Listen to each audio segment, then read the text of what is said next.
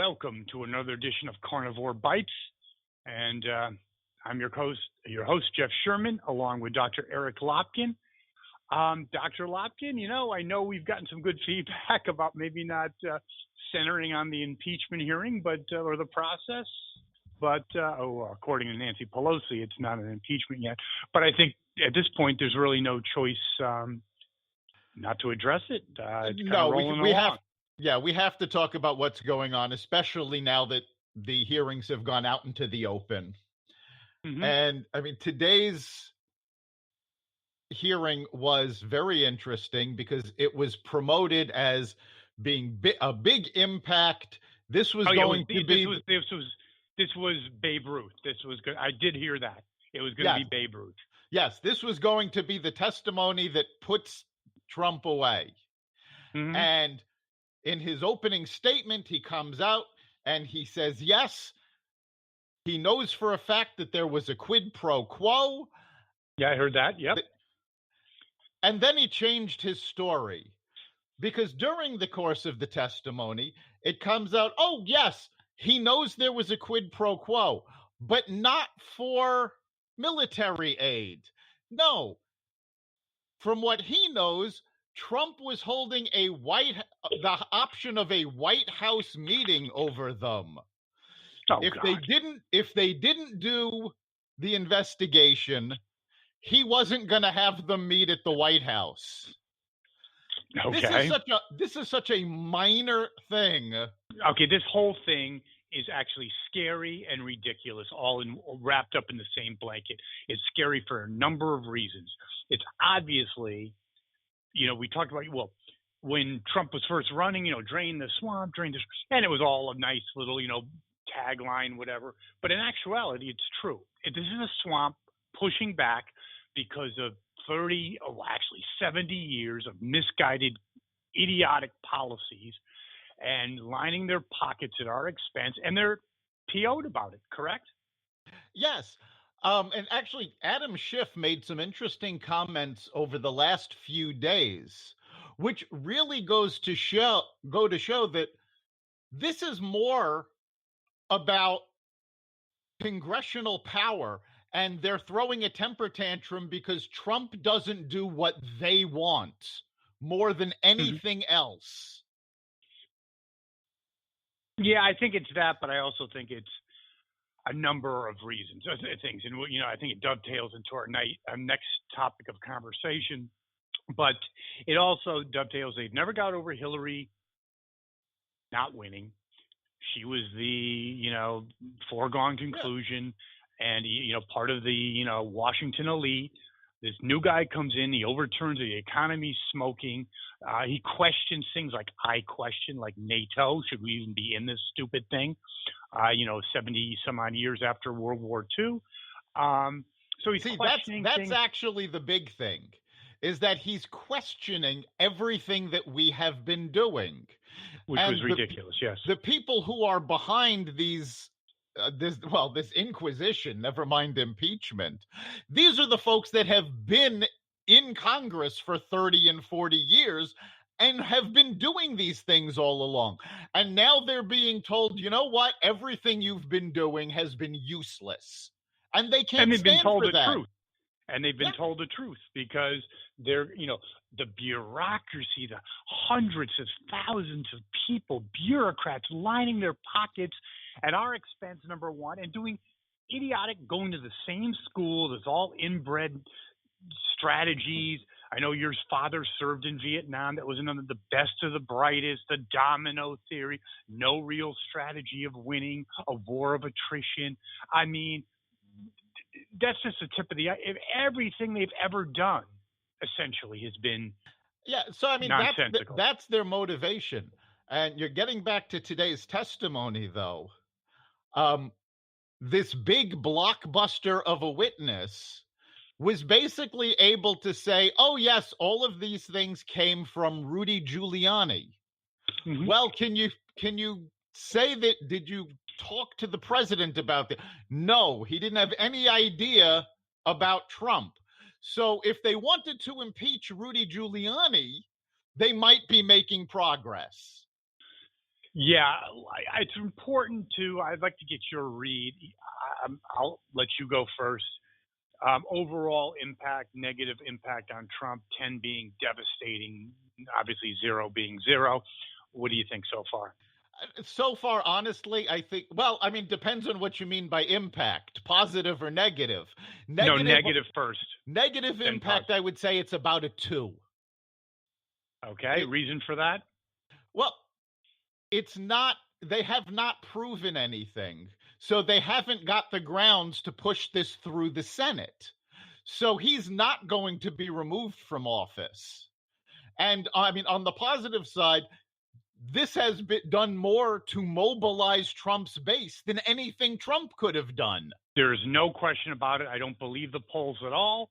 I think that it's actually, I'm sorry to say, mobilized me. I'm not, in Trump's camp, but I'm thinking this is ridiculous.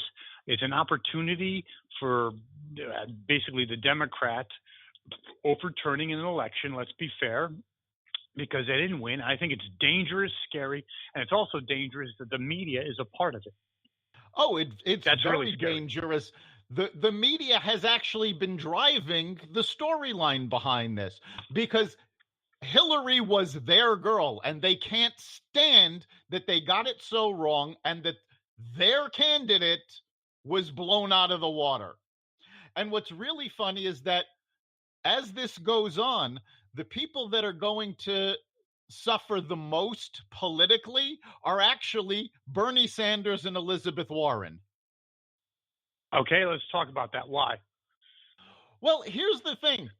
They've been talking about getting these hearings over with, and Adam Schiff said these will probably go into January. Jesus. Well, if it goes into January, assuming they can get the impeachment done and get it into the Senate, once the Senate starts hearings, all senators need to be there. Which means as long as the impeachment goes on, Bernie Sanders and Elizabeth Warren cannot be on the campaign trail. Okay. They're going to have to cancel events. They're going to have to not show up to people. And meanwhile, the newest polls are not going well for them. That's true. I mean, if you take a look at now, they're starting to do the local polls. And in Iowa, I mean, Warren is still coming in second, but Buttigieg has taken the lead. That's true. And in South Carolina, Joe Biden is ahead of everybody by 40 points. 40 points, yes. The Democrats have basically started coming out and going, you know what? If we elect one of these socialist wackos, we are definitely going to lose the general. So they're abandoning the left to try to find a more centrist candidate to go against Trump. Yeah, and who do you think that's going to be? Honestly, at this point, I think Buttigieg's got the best shot. The party might push Biden through, but I don't think Biden can handle the stress. No, definitely not. I think Warren's finished. I think Buttigieg might be the odds-on favorite. What do you think? He seems to be the up-and-comer, and he's still too far to the left. He needs to swing a little more centrist because he's still sticking with things like wealth taxes that, Bernie and Warren have popularized. But for the most part, he is much more centrist than those two. He's got a much better shot at bringing the party back to center. No, I agree. I agree with that 100%. I think that's good thinking. So how do you think this all plays out?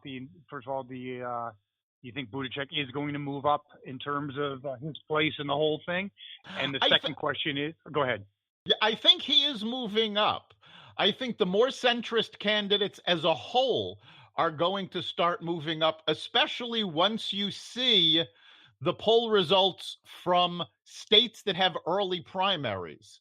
The big problem with these national polls is you get opinions from places like Connecticut, Rhode Island, which tend to swing left, but also have their primaries so late that the candidate is already picked by the time they vote. I would agree. And again, how do you think the impeachment? I think it's going to be it could, here's what I think. It could actually flop beyond recognition for the Democrats. It's not just wishful thinking. I think if something doesn't catch fire, the ratings are down, interest is going down. I don't see it. No, the big problem that the Democrats have is they keep promising to lower the boom. They keep saying, this is the one that's got all the information. This is the one that can prove bribery. This is the one that can prove that he's guilty of high crimes and misdemeanors and we can impeach him. And they always seem to fall short of that. I would agree. And if they keep doing that, they're going to lose more and more credibility. I would agree. Well, till next time, that concludes this edition of Carnivore Bites, Dr. Lopkin. See you next week. You've been listening to Carnivore Bites, part of the Exvadio Podcast Network. You can catch us every week on carnivoreradio.com, exvadio.com/podcasts, the Apple Podcast Store, Google Play, Spotify, iHeartRadio, and wherever you find podcasts.